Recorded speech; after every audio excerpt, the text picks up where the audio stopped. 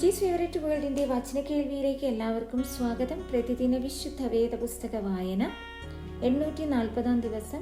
യെഹെസ്കേൽ പ്രവാചകന്റെ പുസ്തകം 40 അധ്യായം.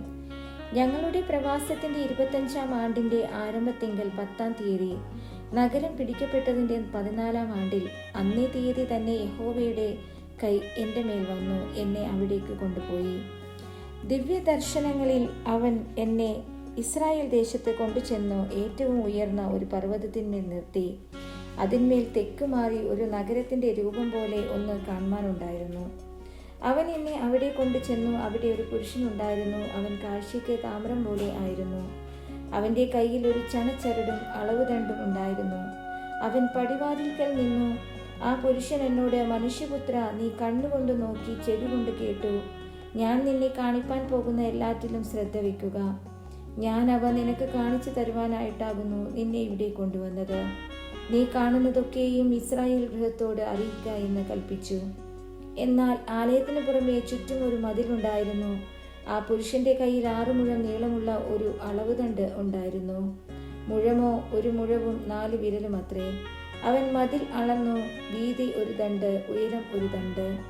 പിന്നെ അവൻ കിഴക്കോട്ട് ദർശനമുള്ള ഗോപുരത്തിങ്കൽ ചെന്നു. അതിന്റെ പതനങ്ങളിൽ കയറി ഗോപുരത്തിന്റെ ഉമ്മരപ്പടി അളന്നു. അതിന്റെ വീതി ഒരു ദണ്ഡ്, മറ്റേ ഉമ്മരപ്പടിയുടെ വീതിയും ഒരു ദണ്ഡ്.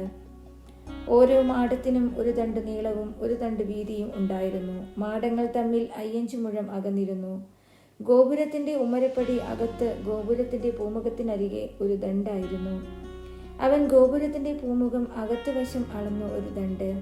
അവൻ ഗോപുരത്തിന്റെ പൂമുഖം അളന്നു. അത് 8 മുഴവും അതിന്റെ കട്ടളക്കാലുകൾ 2 മുഴവുമായിരുന്നു.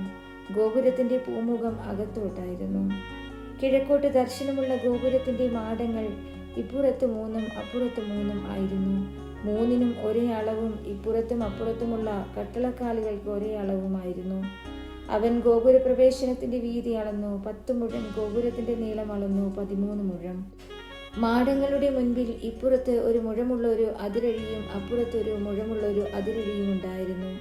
ഇപ്പുറത്തും അപ്പുറത്തും ഓരോ മാടവും 6 മുഴം ഉള്ളതായിരുന്നു. അവൻ ഒരു മാടത്തിന്റെ മേൽപ്പുര മുതൽ മറ്റേതിന്റെ മേൽപ്പുര വരെ അളന്നു. വാതിലോട് വാതിൽ 25 മുഴമായിരുന്നു. അവൻ പൂമുഖം അളന്നു 20 മുഴം. ഗോപുരത്തിന്റെ മാടങ്ങൾ ചുറ്റും പ്രാകാരത്തിലേക്ക് തുറന്നിരുന്നു. പ്രവേശനവാതിലിന്റെ മുൻഭാഗം തുടങ്ങി അകത്തെ വാതിൽക്കലെ പൂമുഖത്തിന്റെ മുകൾ ഭാഗം വരെ 50 മുഴമായിരുന്നു. ഗോപുരത്തിനും പൂമുഖത്തിനും അകത്തേക്ക് ചുറ്റിലും മാടങ്ങളിലും ഇടത്തൂണുകളിലും അഴിയുള്ള ജാലകങ്ങൾ ഉണ്ടായിരുന്നു. ആ ജാലകങ്ങൾ അകത്ത് ചുറ്റും ഉണ്ടായിരുന്നു. ഓരോ ഇടത്തൂണിന്മേലും ഈന്തപ്പനകളും ഉണ്ടായിരുന്നു. പിന്നെ അവൻ എന്നെ പുറത്തെ പ്രാകാരത്തിലേക്ക് കൊണ്ടുചെന്നു. അവിടെ പ്രാകാരത്തിന് ചുറ്റും മണ്ഡപങ്ങളും ഓരോ കൽത്തളവും ഉണ്ടായിരുന്നു. കൽത്തളത്തിങ്കിൽ 30 മണ്ഡപം ഉണ്ടായിരുന്നു. കൽത്തളം ഗോപുരങ്ങളുടെ നീളത്തിന് ഒത്തവണ്ണം ഗോപുരങ്ങളുടെ പാർശ്വത്തിലായിരുന്നു. അത് താഴത്തെ കലം. പിന്നെ അവൻ താഴത്തെ ഗോപുരത്തിന്റെ മുൻഭാഗം മുതൽ അകത്തെ പ്രാകാരത്തിന്റെ പുറത്തെ മുൻഭാഗം വരെയുള്ള അകലം അളന്നു. കിഴക്കോട്ടും വടക്കോട്ടും 100 മുഴമായിരുന്നു. വടക്കോട്ട് ദർശനമുള്ള പുറത്തെ പ്രാകാര ഗോപുരത്തിന്റെ നീളവും വീതിയും അവൻ അളന്നു. അതിന്റെ മാടങ്ങൾ ഇപ്പുറത്ത് 3 അപ്പുറത്ത് 3 ആയിരുന്നു. അതിന്റെ ഇടത്തൂണുകളും പൂമുഖവും 1-ാമത്തെ ഗോപുരത്തിന്റെ അളവ് പോലെ ആയിരുന്നു. അതിന്റെ നീളം 50 മുഴവും വീതി 25 മുഴവുമായിരുന്നു. അതിന്റെ ജാലകങ്ങളും പൂമുഖവും ഈന്തപ്പനകളും കിഴക്കോട്ട് ദർശനമുള്ള ഗോപുരത്തിന്റെ അളവ് പോലെ ആയിരുന്നു. 7 പതനത്താൽ അതിലേക്ക് കയറാം. അതിന്റെ പൂമുഖം അതിന്റെ അകത്തു ഭാഗത്തായിരുന്നു. അകത്തെ പ്രാകാരത്തിന് വടക്കോട്ടും കിഴക്കോട്ടുമുള്ള ഗോപുരത്തിന് നേരെ ഒരു ഗോപുരം ഉണ്ടായിരുന്നു. ഒരു ഗോപുരം മുതൽ മറ്റേ ഗോപുരം വരെ അവൻ അളന്നു 100 മുഴം.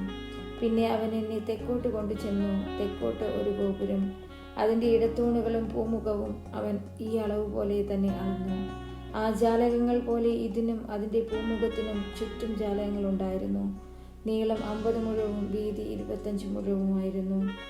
അതിലേക്ക് കയറുവാൻ 7 പതനം ഉണ്ടായിരുന്നു. അതിന്റെ പൂമുഖം അതിന്റെ അകത്ത് ഭാഗത്തായിരുന്നു. അതിന് അതിന്റെ ഇടത്തൂണുകളിന്മേൽ ഈന്തപ്പനകൾ ഇപ്പുറത്തൊന്നും അപ്പുറത്തൊന്നും ഉണ്ടായിരുന്നു.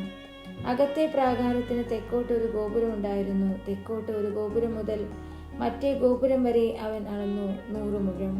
പിന്നെ അവൻ തെക്കേ ഗോപുരത്തിൽ കൂടി എന്നെ അകത്തെ പ്രാകാരത്തിൽ കൊണ്ടുചെന്നു. അവൻ തെക്കേ ഗോപുരവും ഈ അളവ് പോലെ തന്നെ അളന്നു. അതിന്റെ മാടങ്ങളും ഇടത്തൂണുകളും പൂമുഖവും ഈ അളവ് പോലെ തന്നെ ആയിരുന്നു. അതിനും അതിൻ്റെ പൂമുഖത്തിനും ചുറ്റും ജാലകങ്ങൾ ഉണ്ടായിരുന്നു. അത് 50 മുഴം നീളവും 25 മുഴം വീതിയുമുള്ളതായിരുന്നു. പൂമുഖങ്ങൾ ചുറ്റും 25 മുഴം നീളവും 5 മുഴം വീതിയും ഉള്ളവയായിരുന്നു. അതിൻ്റെ പൂമുഖം പുറത്തെ പ്രാകാരത്തിന് നേരെയായിരുന്നു. അതിൻ്റെ ഇടത്തൂണുകളിന്മേൽ ഈന്തപ്പനകൾ ഉണ്ടായിരുന്നു. അതിലേക്ക് കയറുവാൻ 8 പതനം ഉണ്ടായിരുന്നു. പിന്നെ അവൻ എന്നെ കിഴക്ക് അകത്തെ പ്രാകാരത്തിലേക്ക് കൊണ്ടുചെന്നു.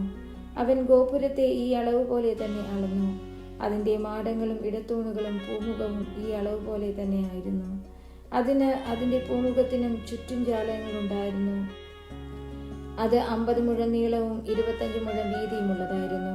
അതിൻ്റെ പൂമുഖം പുറത്തെ പ്രാകാരത്തിന് നേരെയായിരുന്നു. അതിൻ്റെ ഇടത്തൂണുകളിന്മേൽ ഇപ്പുറത്തും അപ്പുറത്തും ഈന്തപ്പനകൾ ഉണ്ടായിരുന്നു. അതിലേക്ക് കയറുവാൻ 8 പതനം ഉണ്ടായിരുന്നു. പിന്നെ അവൻ എന്നെ വടക്കേ ഗോപുരത്തിലേക്ക് കൊണ്ടുചെന്നു. ഈ അളവ് പോലെ തന്നെ അതും അളന്നു.